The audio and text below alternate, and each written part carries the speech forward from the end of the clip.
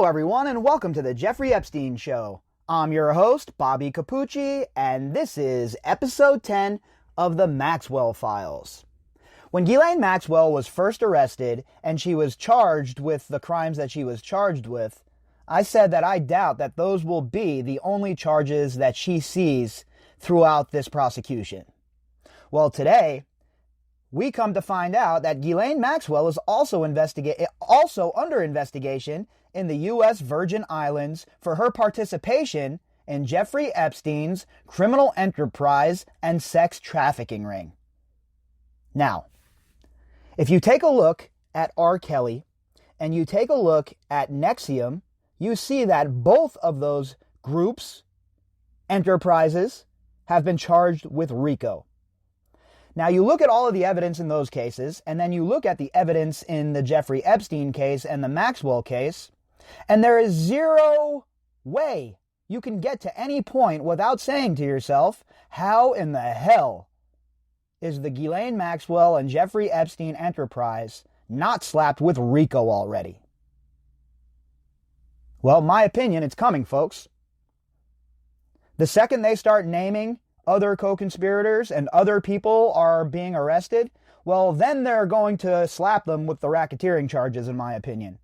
Especially considering that R. Kelly was being prosecuted by the Eastern District in New York, and we know that the SDNY is usually even more draconian than the Eastern District. So you would think that the SDNY would be all over RICO already. But with Ghislaine Maxwell being under investigation in the Virgin Islands as well, and this coming to light, it just lends more credence to the fact that there are going to be more charges for her and for whatever co-conspirators they round up. Our article today is from Bloomberg.com. The headline is, Ghislaine Maxwell is also under investigation in the U.S. Virgin Islands. The author of this article, Tom Metcalf. Ghislaine Maxwell is also under investigation by the U.S. Virgin Islands for her alleged participation in Jeffrey Epstein's sex trafficking operation. So that means there is another investigation that's running parallel to the one that is going on by the Southern District. This is what I called for in New Mexico as well. It's nice to see that the Virgin Islands are getting involved here. I would like to see concurrent state investigations running at the same time as these federal investigations.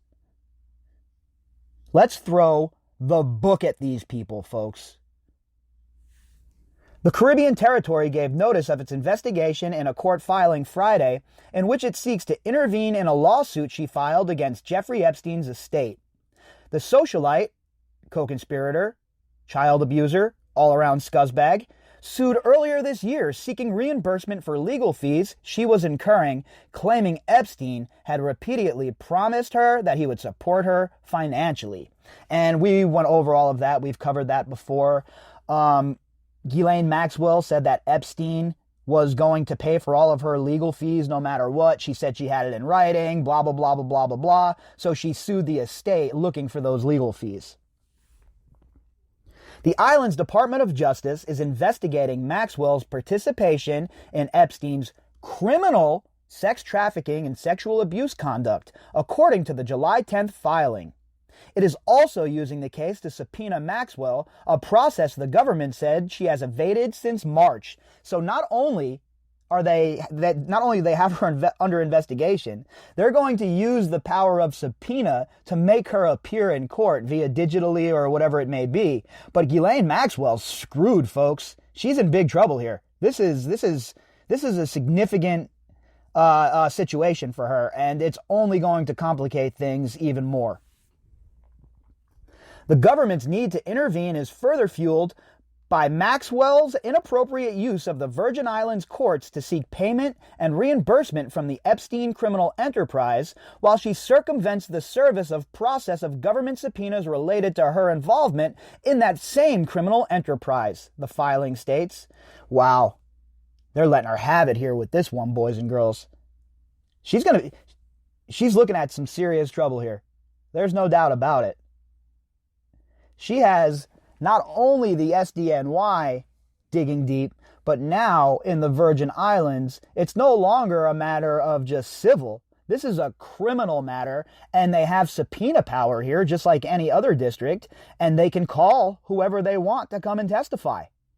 So it's going to be very interesting to see where this ends up. It's going to be very interesting to see just how hard the Virgin Islands goes after a prosecution here. Epstein was a resident of the Virgin Islands for more than 20 years and owned two islands, Little St. James and Great St. James, which the government said it's seeking to claim as part of its legal effort. And there is the rub, folks. The Virgin Islands and their elected officials played a huge part in facilitating Jeffrey Epstein's crimes by giving him all sorts of permits for his banks, giving him all sorts of leeway down there. And then Denise George, who is the Attorney General now down there, thinks that she is going to seize these islands and that money is going to go to the Virgin Islands bank account. Sorry, that is not going to work for me. Anything that's seized in regards to Jeffrey Epstein goes to the estate and then is dispersed to the survivors. No governments should get $1 of it. No politicians should get $1 of it. And certainly the Virgin Islands, who couldn't even be bothered to regulate Jeffrey Epstein in the first place, they most certainly shouldn't get any of it. David Caddy, a lawyer representing Maxwell in the Virgin Islands, didn't immediately return a call and email seeking comment about the investigation. Mark Cohen, a lawyer for Maxwell in her criminal case in New York, also didn't immediately respond to request for comment.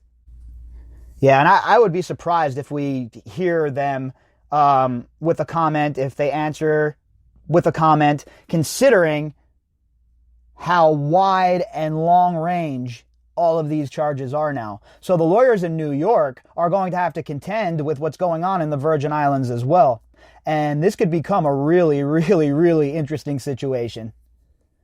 Maxwell, the daughter of late British publishing tycoon Robert Maxwell, faces multiple charges in the U.S., including allegations that in the 1990s, she lured girls as young as 14 for sexual encounters with Epstein, her former associate and lover, and co-conspirator, and business partner, and partner running the blackmail ring. It goes on and on, okay? Ghislaine Maxwell was not a victim. She was not taken advantage of by Epstein. Ghislaine Maxwell had a leadership role. Ghislaine Maxwell deserves to face every single charge that the government feels like they can make stick on her. That's right, every last one.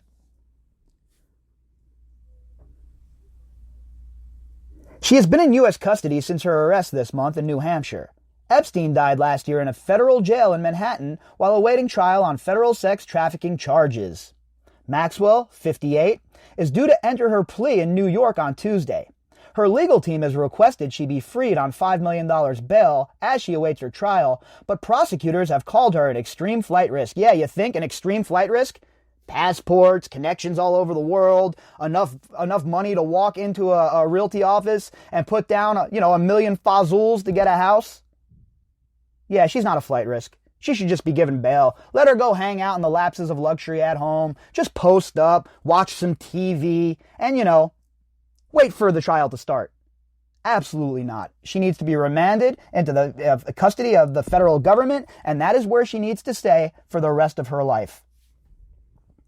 Ariel Smith, Assistant Attorney General in the Virgin Islands, didn't immediately respond to a phone call and an email requesting comment. And I doubt that they will. When it comes to stuff like this, it's very rare that prosecutors have anything to say. So, for a fact, though, that they're working double time to dig up whatever they can to tie Ghislaine Maxwell to this criminal enterprise. And now that we have these two investigations cracking off in two different locations in the United States, two different states where these girls, a territory and a state where these girls were trafficked over state lines and international lines for sex trafficking. How is that any different from what, say, R. Kelly was doing? R. Kelly, though, got slapped with RICO.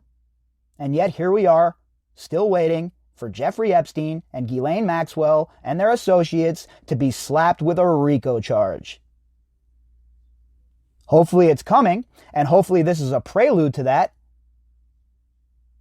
Because once we hear that word thrown around in this case, once we hear that Ghislaine Maxwell is being charged with racketeering, and once we hear that there are other co-conspirators who have been arrested who were a part of the criminal conspiracy, that's when I think we'll start hearing a lot more about RICO charges and the significance of what's coming down the pipe for these people.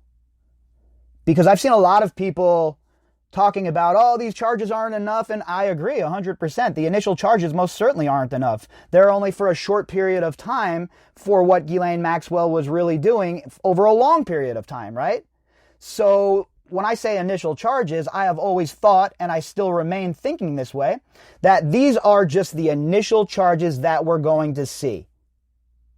We're definitely going to see the case expand, the scope of the case broaden, and we are going to definitely see co-conspirators charged with other crimes. The question remains who, what, and when.